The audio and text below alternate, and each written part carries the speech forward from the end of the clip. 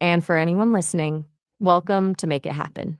I'm Maya, and today I'm thrilled to be chatting with Mike Vanderpool, a college instructor, entrepreneur in the making, and all around fascinating person. Mike, welcome to the show. To kick things off, maybe you could tell our listeners what's been occupying most of your headspace lately. What projects are really firing you up right now? Doing a whole bunch as usual. So thank you, Maya, for that wonderful introduction. You did a great job. I am working on building some curriculum for myself and for a client. I'm also working on a project in cooperation with Toledo Codes called Batting Cleanup to help with some of the litter problem that we have downtown Toledo. I'm also planning an esports tournament, Super Smash Brothers tournament, coming this November to downtown Toledo here at the Toledo Tech Loft where we're at right now. Wow, that is a lot. It sounds like you're really embedded in the Toledo community, tackling issues on multiple fronts: education, civic improvement, and, of course, a little bit of fun with the esports tournament. It's impressive. Adding cleanup sounds particularly interesting. What sparked that project? Was there a specific moment that made you think, okay, we need to do something about the litter? So last year, opening day for the Toledo Mud Hens, it's a big deal downtown. I went out and enjoyed it for the first time ever. Prior to that, I'd had a conversation with Adam Cassie, the executive director of Keep Toledo Lucas County Beautiful, and about litter and trash and all these things were on my mind. And I'm downtown on opening day, and it's a beautiful day, and I'm walking around. And the only thing that kind of bums me out is the fact that we have overflowing trash cans.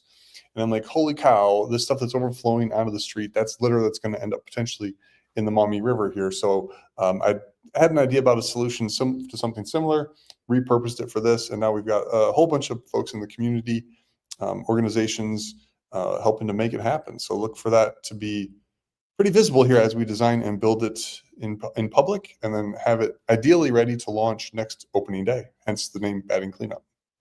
That's a great story, actually.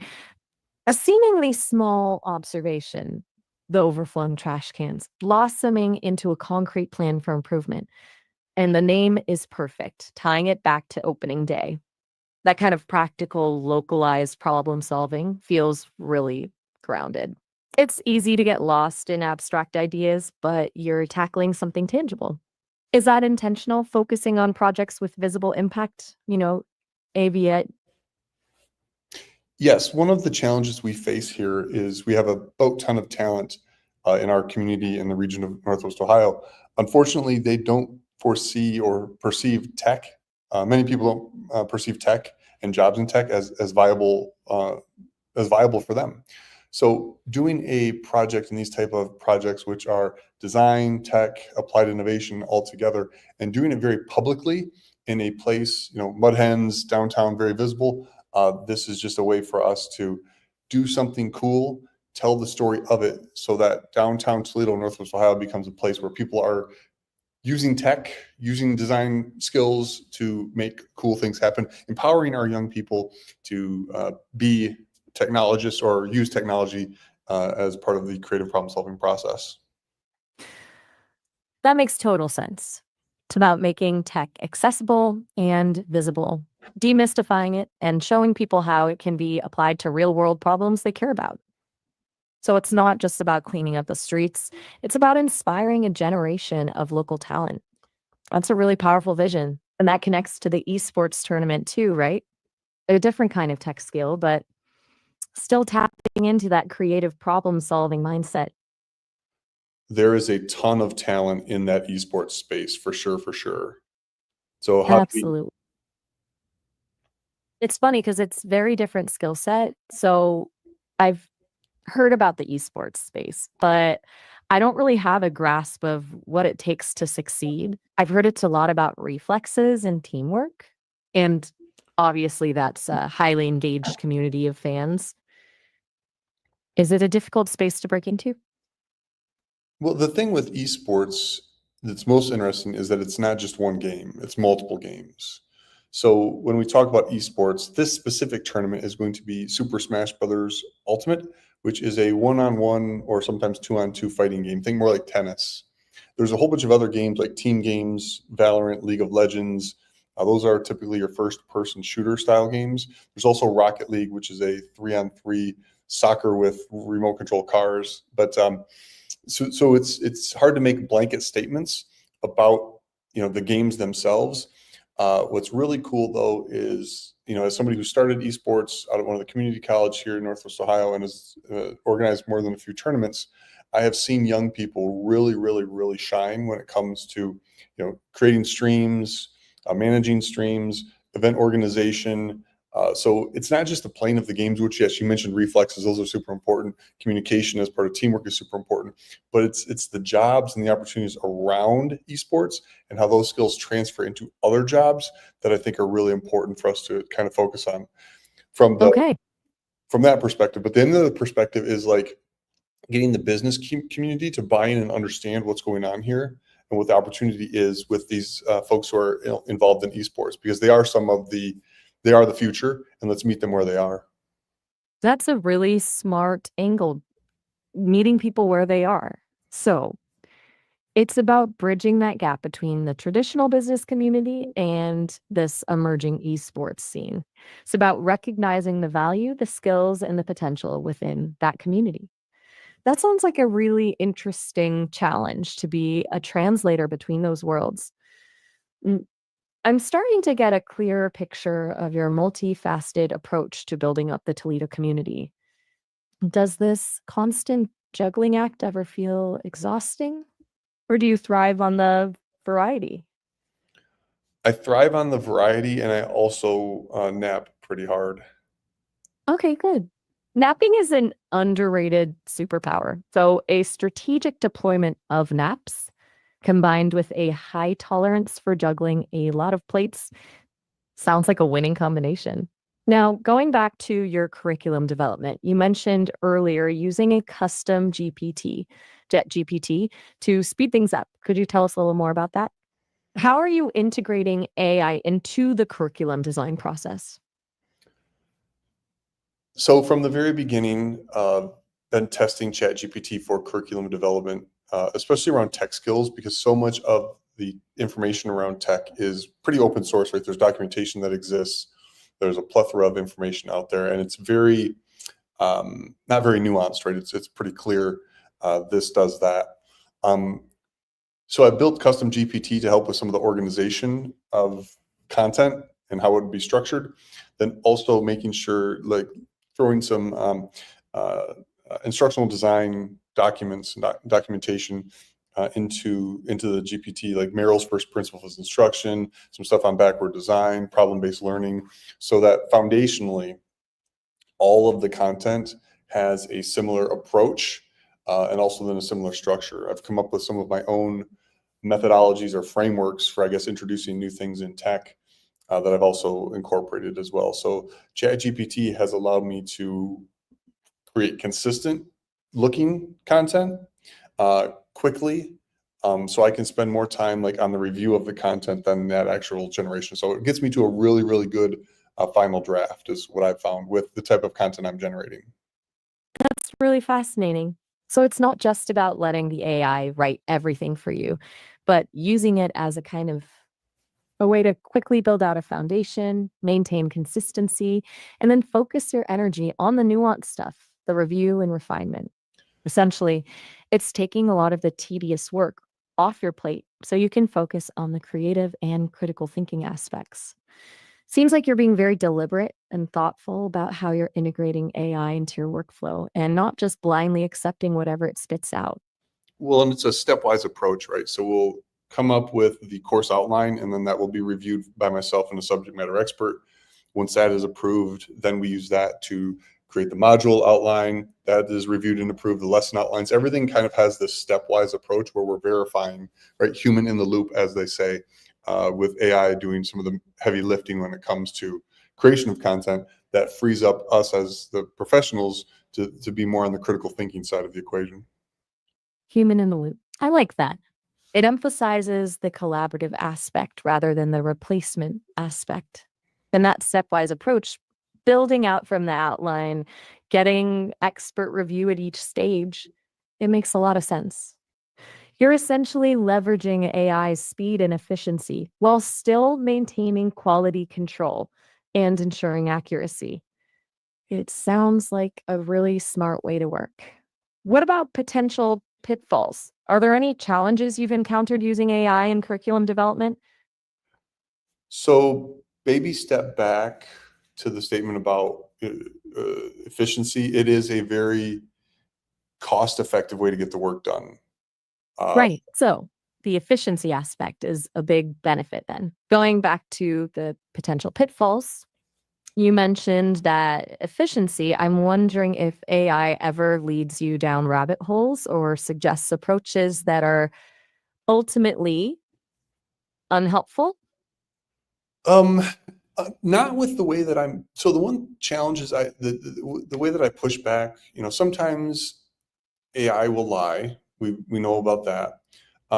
We also the way that I have it designed though, I have AI providing a very minimalistic upfront, and then we can go in and expand from there. So I have all of the, like I said, the lesson outline generated, and then I systematically on each section, I'm having it create, and then going in and talking, chatting back to improve that, whether it's expand it, add metaphors, do some things based on my understanding of the topic as a subject matter expert or subject matter consultant. Also, then obviously my instructional design perspective. Mm. Okay. So minimizing upfront output, that's key. Command burn my it's like prompting it to give you a sketch rather than a fully rendered painting. Is that allows you to shape it and refine it with your expertise and proactively pushing back, challenging its suggestions. That's really important, especially given your concerns about accuracy. It's not about blindly trusting the AI. It's about treating it as a starting point for a conversation. It's almost like a very enthusiastic but occasionally unreliable brainstorming partner. Does that feel like a fair analogy? No, it's not really a brainstorming partner as much as it is a subordinate, Right. individual contributor, honestly. Uh, okay. So more of an incredibly fast research assistant that needs constant supervision. Got it. Research assistant, and then also as an instructional designer, one of the things that instructional design is such a weird term. It will be used for too blankety. Like, hey, you're going to create something in Rise. Hey, you're going to make a video. Hey, you're going to create a course outline. So I'm using it to help AI to help with the curriculum. Well, I'm coming up with the curriculum architecture framework. I'm using AI to fill in that framework around the specific topic, and then really where I'm leveraging AI is like, okay, I need to have 10 quizzes made for each lesson. Leveraging the AI to make those quizzes instead of paying a subject matter expert, a bunch of money to write equally, Okay, that's a or just not as good, or maybe not even as good questions. Quiz questions are a struggle for AI as well. There's some flaws in how it presents those, writes those. Sometimes they're either too ambiguous or downright wrong, as we've talked about before. right. Okay. So even with quizzes, there's a need for careful review and refinement. It can generate them quickly, but the quality control is still crucial.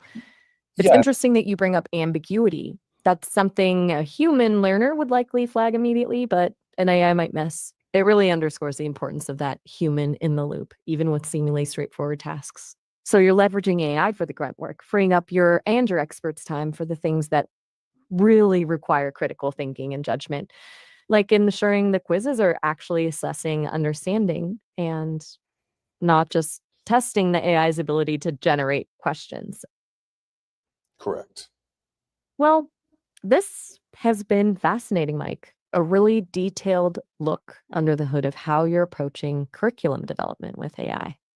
It's clear you're not just adopting the technology, you're actively shaping it to fit your needs and principles. And it's been really insightful hearing about the challenges and the successes along the way. I think that's a really valuable lesson for anyone considering integrating AI into their workflow. Is there anything else you want to share about your process before we transition to the podcast interview part of the show? No, I think I'm good to move on. Perfect. All right, let's do it. So, for our listeners who might be just joining us, I'm Maya, and I'm here with Mike Vanderpool, a college instructor, entrepreneur, and all around community builder. Mike, welcome to Make It Happen. To start us off, can you tell us a bit about what drives you? What gets you out of bed in the morning, excited to tackle all these different projects you've got going on? It's just my brain just doesn't stop unless I stop it. Maybe that's the way to say it. I don't know. That's a very honest answer. Constantly churning engine of ideas. I can't So help it. I can't help it. Like I have a conversation and ideas just come. They just do. so you're driven internally by just a relentless stream of thought. I wouldn't say relentless stream of thought. I mean, it does ebb and flow, but like it's just who I am, right? I'm wired to do things, to make things. Right. Not necessarily relentless, but consistently active. Okay, that's a very insightful distinction. So, it's not about forcing yourself to be productive, it's about channeling that innate drive. That actually makes a lot of sense. And it sounds like that drive manifests in a lot of different areas: education, community improvement, even esports. Is there a common thread that connects all these projects for you? Is there a guiding principle that ties them together? Yeah, just helping people learn and grow with a specific focus on young people. That's a powerful, really clear focus. Helping young people learn and grow. And it sounds like you believe technology used intentionally and thoughtfully can be a really powerful tool for achieving that. I think it has to be, yeah. Now, you've mentioned the curriculum you're building for IT support professionals. What are some of the biggest challenges you see facing those entering that field right now? What skills are most in demand, and what are you trying to equip your students with to succeed? One of the biggest problems I think that we have, it's a combination combined problem.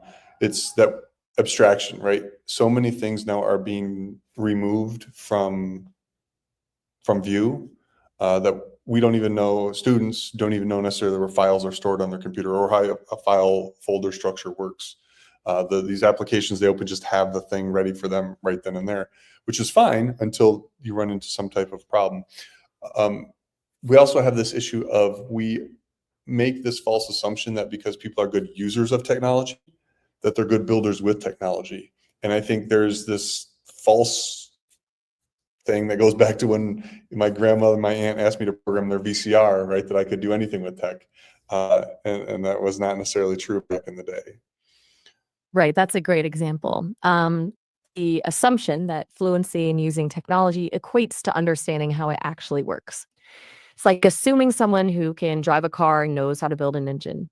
It is a gap that's easy to overlook, but critical to address in education, isn't it? Because you can become really dependent on things.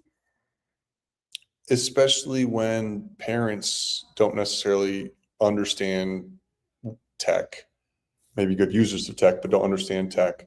Um, and especially when even some teachers, don't fully understand tech. So it is definitely a challenge for us technologists who are not necessarily the best explainers, not necessarily the best at engaging the classroom. That's why it's important, and the place that I'm playing in, the space I'm playing in, is how can we talk about tech? How can we do cool things with tech, with kids, young people, maybe non-technologists who are even older, in order to illuminate them as what the possibilities are, and then also to transfer the knowledge from us old heads who've taken computers apart, who've grown up with some of this stuff, in order to um, fill the. Transfer the knowledge. Thank you for finishing my sentence. That was awesome. You're welcome. It just seemed to flow. And you're hitting on something really important, not just teaching the technical skills, but also demystifying the technology and fostering that curiosity. And that transfer of knowledge from those with experience is key, a mentoring aspect. It sounds like your curriculum is designed to do exactly that: bridge that gap and empower the next generation of tech professionals. Now, you mentioned the Batman cleanup project earlier. A lot of that is community collaboration too. How does community build relate into what you're doing as a professor? visibility, right? Visibility. Can you expand on that? So projects being innovation itself, um, things that are more visible tend to take off faster. So while we're not the batting cleanup project here isn't necessarily the goal, right? This is something that myself and a few other people could have done. I wouldn't say quickly, but we would not necessarily need to. We could probably bang it out in an overnight or in a weekend, right? If we had enough coffee. Right. The So goal, the major goal, and sorry, when we talk about community, is helping to identify Toledo/Northwest Ohio as a place where we can solve our own problems, so we can start keeping our brains, keeping our talent here, and keeping our money here. that's fascinating. So it's less about solving the litter problem directly and more about showcasing the region's capacity for innovation and attracting talent and investment. It's about building a narrative, a sense of pride and possibility. And then the litter cleanup project is a tangible, visible demonstration of that. Making it visible creates that ecosystem that encourages that success to spread. This is fantastic. Let's pause briefly. We're hearing from folks listening now in the live chat, and I know some folks have a couple of quick questions. We'll come back to chatting with you, Mike, in a moment. Okay. Perfect. Let's do that. We will get to some questions from the live audience and then continue where we left off.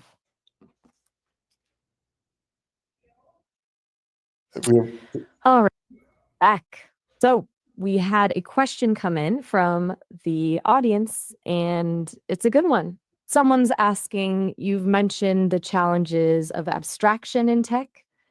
Do you think there's a risk of going too far in the other direction, of making things too complex for the average user, even with all the demystification efforts? It's a tricky balance, right? Accessibility versus comprehensibility. What are your thoughts? oh, that's too complicated of a question for me to answer right now. It's a great question, though. That's fair. It is a pretty nuanced question, and maybe it's something we can revisit later. Let's come back to that. It'd make a great conversation for another podcast. Absolutely. Well, back to the current conversation. What's next in terms of the projects we've discussed? Do you have any big milestones on the horizon for batting cleanup or the esports tournament? So batting cleanup, we are in the initial kind of design. Even we're not even in the design phase. I mean, technically, we're in the design phase. We're using the design thinking methodology in order to make this happen. Right now, we are connecting with the partners more than anything else, and moving slowly, making sure our internal communication is rock solid. Specifically because we have highly visible partners. And one of the things I don't want to have happen is for us to start putting media out there about the project and the partners not fully aware of the story that we're telling. So alignment here before we even set off down the road is super, super important. So right now, if I were to compare it to a real world metaphor, right now we're packing the car, getting ready to go, making sure we've got everything we need and all the people are on board and everybody's clear of maybe definitely clear about the destination and understands that the road we're going to take may be a little windy. But we may, take the scenic route at times. Okay, so you're very deliberately focusing on internal alignment and communication before you start ramping up the external visibility. The packing the car analogy is perfect. You want to make sure everything's in place before you hit the road. And that's smart, especially when you're working with high profile partners. What about the esports tournament? Is that further along in the planning stages? Esports, yeah, it's actually live right now. You go to Start GG and then search for Starfight 25. So Starfight 21 was a tournament I did down in Napoleon, brought 100 players to Northwest Ohio. Starfight 25 is going to bring hopefully 250 players to downtown Toledo for a 2-day Super Smash Brothers tournament. And yeah, right now we're seeking sponsorship, so people can sign up for the tournament. We're talking. It's 5 months away. It's in November. So right now we're just basically making sure, again, similar to the batting cleanup project, we're just making sure we've got everything packed in the car. with regards to like the staff that's going to work the tournament, talking to some partners, Destination Toledo, about like hotels downtown, thinking and brainstorming about how we're going to make sure that we show off Toledo as this awesome place. So we're going to bring in people from all over the country. They go back and tell the story that Toledo is just a really great place for esports. So methodically, moving quickly. That's fantastic. A tournament is already live, so listeners can check that out. And you're actively working on building partnerships and showcasing Toledo. It's clearly a labor of love seeing this region through this lens. It sounds very exciting and very ambitious. I just want to give a shout out to somebody in the chat. Jessica says this is a phenomenal discussion, and a lot of people are agreeing. I think people are responding to your genuine passion and your clear vision. One more question from the audience before we wrap up. Someone's asking, what advice would you give to young people who are interested in getting involved in tech but don't necessarily know where to start? Just start. Just start. That's really powerful and surprisingly simple. It cuts through all the noise and gets right to the heart of it. Just any specific starting points you'd recommend for someone who's completely new to it all? There are so many opportunities in this space that the only way to really figure out where you're going to fit in is just by playing, right? Build some websites. Go to w3schools.com, look up HTML and CSS, watch some YouTube videos on how to build a web page, and go and do it from like we used to do back in the day. Just start writing the code and start seeing what happens on the screen. There's tools. Oh geez, can't think. CodePen is one where you can actually type and see what the code looks like, or type your code, and then in the browser window you actually see what it renders, what it looks like live. Those are great resources. You 3 schools and CodePen for anyone listening who wants to take that first step. It's a fantastic reminder that you don't need fancy equipment or expensive courses to get started. You just need a computer and a willingness to experiment. And that's a really empowering message. Well, Mike, this has been an incredibly insightful conversation. Thank you so much for sharing your time, your thoughts, and your passion with us. I learned a lot, and I'm sure our listeners did too. Where can people find out more about your projects, batting cleanup, the esports tournament, make it happen, and connect with you online? Just my LinkedIn profile is the place to start. It's Michael Vanderpool. I post, you'll see a picture of me every day over on LinkedIn. I also got my website, and that's one of the things we're doing right now is formulating the structure for how we're going to tell the story of these projects through social media. So follow me on LinkedIn, and that's where you'll get all of the everything. Also, Perfect. It Happen podcast, which is what you're listening to right now. Perfect. Michael Vanderpool on LinkedIn. And of course, stay tuned to the Make It Happen podcast. We'll include links in the show notes. Thanks again, Mike. This was fantastic. And to our listeners, thanks for tuning in. I'm Maya, and it's been a pleasure. Oh, hey, Mike, just a quick heads up. We're actually coming up on the 30-minute mark, so the call will wrap up in about a minute. It's a system limit, nothing personal. You can always reach out again later, though. Maybe go touch some grass now, enjoy the sunshine. Hey, but seriously, stop talking. Oh my goodness, you talk so much. Hey, you did a phenomenal job. Just so you know, like as your first time podcasting, that was great. Really, really good. We will talk later and give you some feedback on what I noticed, but all in all, Maya, phenomenal job. So thank you. And everybody out there, like Maya and I planned this for like 5 minutes before, maybe 20 minutes on my drive up. This was Maya's first time doing a podcast interview that I know of. So just pretty cool. Everybody, thank you for watching, and we'll just keep making cool stuff happen. Be good to each other. Oh, all right. Well, that's incredibly kind of you to say. And seriously, thank you. It was fun. And I appreciate the feedback already.